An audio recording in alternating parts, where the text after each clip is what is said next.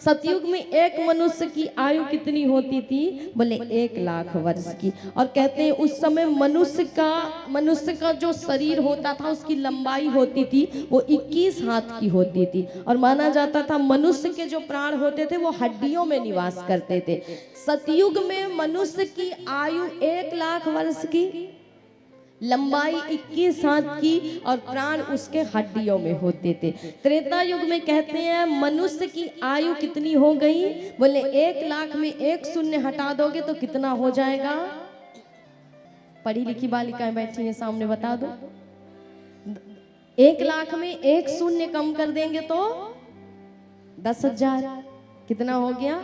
10,000। त्रेता युग में आयु हो गई 10,000 वर्ष की, मनुष्य की लंबाई हो गई 14 हाथ की और मनुष्य के प्राण आ गए मांस में महाराज। कहते हैं द्वापर युग आया तो मनुष्य की जो आयु थी वो कितनी हो गई?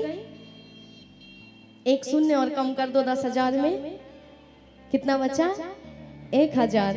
1,000 वर्ष की आयु हो गई। 14 हाथ का उस समय भी मनुष्य होता था। और कहते हैं मनुष्य के प्राण आ गए खून में महाराज। उसके बाद जब कलयुग आया तो मनुष्य की आयु कितनी हो गई? 1 शून्य कम कर दिए तो 1,000 में 1 शून्य कम हुआ तो 100 वर्ष की हो गई। मनुष्य की आयु निर्धारित हो गई कलयुग में 100 वर्ष की। और कहते हैं मनुष्य की लंबाई हो गई 3.5 हाथ की महाराज। और उसका प्राण कहाँ हो गया? बोले अनाज में हो गया। इसलिए भोजन सबको चाहिए पर भजन किसी को नहीं चाहिए महाराज। उसका प्राण ही अन्न में अटका रहता है, जब तक ना खाए तो लगता है मर जाए।